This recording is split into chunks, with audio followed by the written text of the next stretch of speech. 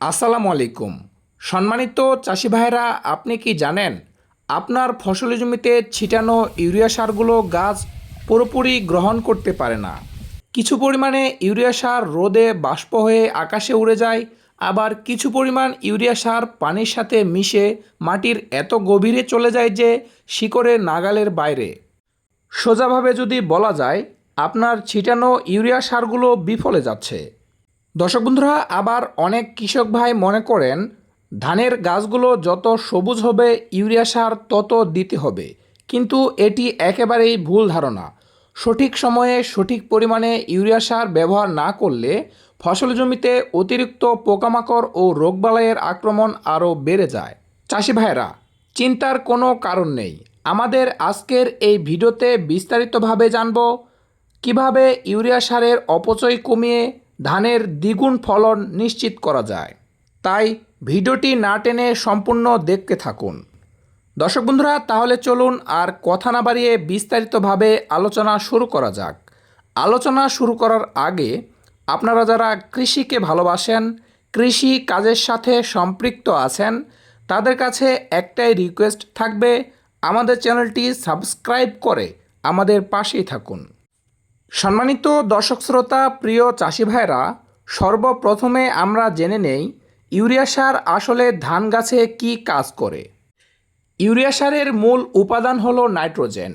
Urea সারে মূলত 46% nitrogen থাকে। ইউরিয়া সার গাছের জন্য ঠিক ততটাই জরুরি যতটা আমাদের শরীরের জন্য প্রোটিনের প্রয়োজন। নাইট্রোজেন গাছকে দ্রুত বড় করে, নতুন কুশি ও ডালপালা গজাতে সাহায্য করে এবং গাছের পাতা গাঢ় সবুজ করতে সাহায্য করে, যার মাধ্যমে গাছ সূর্যের আলোকে কাজে লাগিয়ে সালোক সংশ্লেষণের মাধ্যমে নিজের খাদ্য নিজেই তৈরি করতে পারে। কিন্তু এখানে একটি সমস্যা হলো নাইট্রোজেন খুবই চঞ্চল প্রকৃতির। মাটিতে দেওয়ার পর যদি অতিরিক্ত পানি থাকে, সেক্ষেত্রে এটি ধুয়ে মাটির নিচে চলে যায়। বৈজ্ঞানিক ভাষায় যাকে বলা হয় লিচিং। অন্যদিকে যদি প্রচুর পরিমাণে রোদ থাকে, সেক্ষেত্রে নাইট্রোজেন অ্যামোনিয়া গ্যাস হয়ে আকাশে উড়ে যায়। এগুলো তো সাধারণ সমস্যা। এর চেয়ে বড় সমস্যা হলো অতিরিক্ত ইউরিয়া সার দেওয়ার ফলে গাছ নরম, রসালো ও লিকলিকে হয়ে যায়।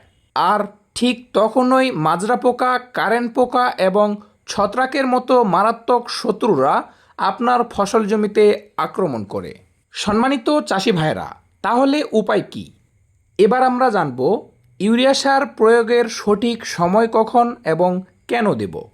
একসাথে সমস্ত ইউরিয়া প্রয়োগ না করে ধান গাছের চাহিদা অনুযায়ী 3 কিস্তিতে ইউরিয়া সার প্রয়োগ করতে হবে।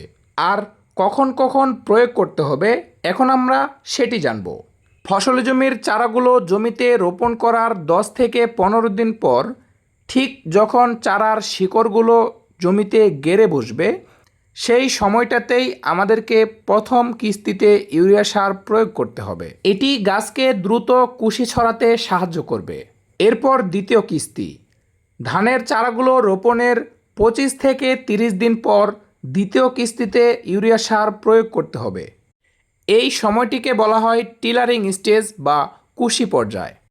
আপনার ফসল জমির চারাগুলোর কেমন কুশি বের হবে, কয়টা শীষ বের হবে, ঠিক এই সময়টিতে সেটি নির্ধারিত হয়।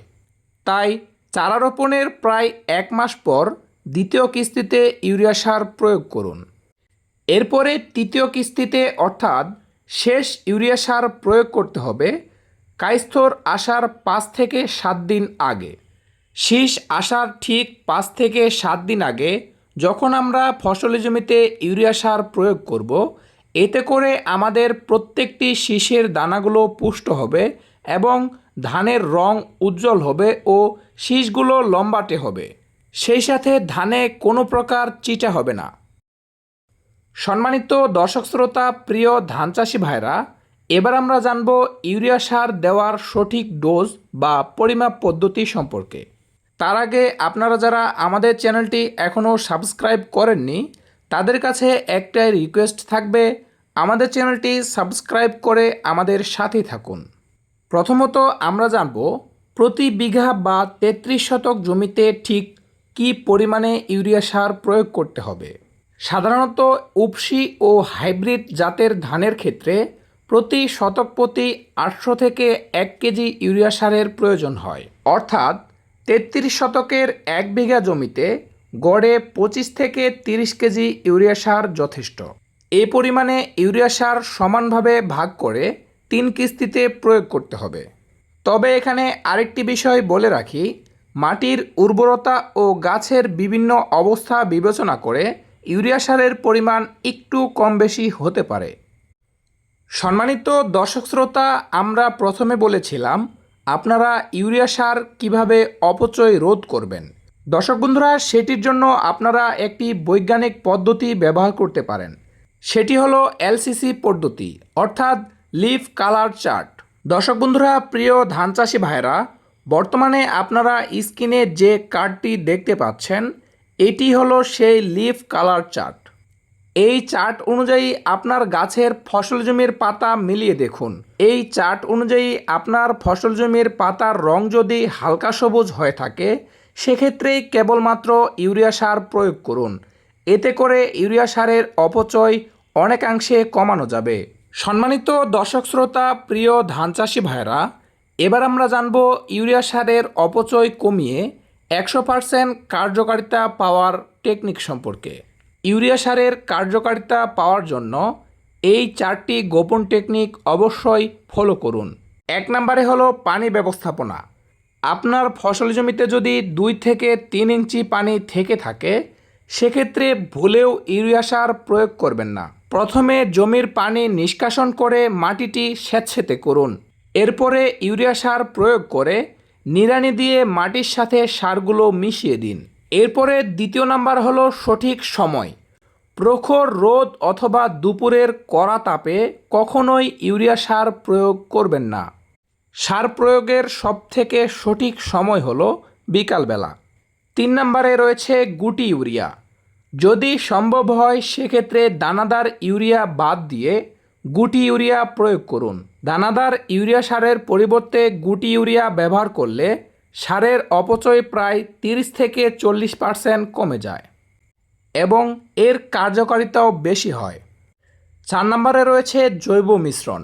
ইউরিয়া সারের সাথে অল্প পরিমাণে জৈব মিশ্রণ অথবা অর্গানিক মিশিয়ে প্রয়োগ করলে মাটিতে ইউরিয়ার নাইট্রোজেন ধীরে ধীরে রিলিজ হয়, যেটি গাছের জন্য সবচেয়ে উপকারী হয়ে থাকে। সম্মানিত চাষি ভাইরা, শুরু থেকে শেষ পর্যন্ত যদি গুছিয়ে বলি, তাহলে 1 নম্বরে হলো ইউরিয়া সার 3 কিস্তিতে প্রয়োগ করুন। 2 নম্বরে কাদা কাদা অর্থাৎ স্যাঁতসেঁতে অবস্থায় মাটিতে ইউরিয়া সার প্রয়োগ করুন এবং সেটি নিড়ানি দিয়ে মাটির সাথে মিশিয়ে দিন। 3 নম্বরে লিফ কালার চার্ট অনুযায়ী পাতার রং দেখে সঠিক মাত্রায় সার প্রয়োগ করুন। দর্শক বন্ধুরা, প্রিয় ধান চাষি ভাইরা, বর্তমানে যারা আমন মৌসুমে আমন ধানের চাষ করেছেন, আপনারা অল্প সময়ে অল্প খরচে এই পদ্ধতিগুলো প্রয়োগ করুন। আপনারা বাস্তব চিত্র নিজেই দেখতে পারবেন।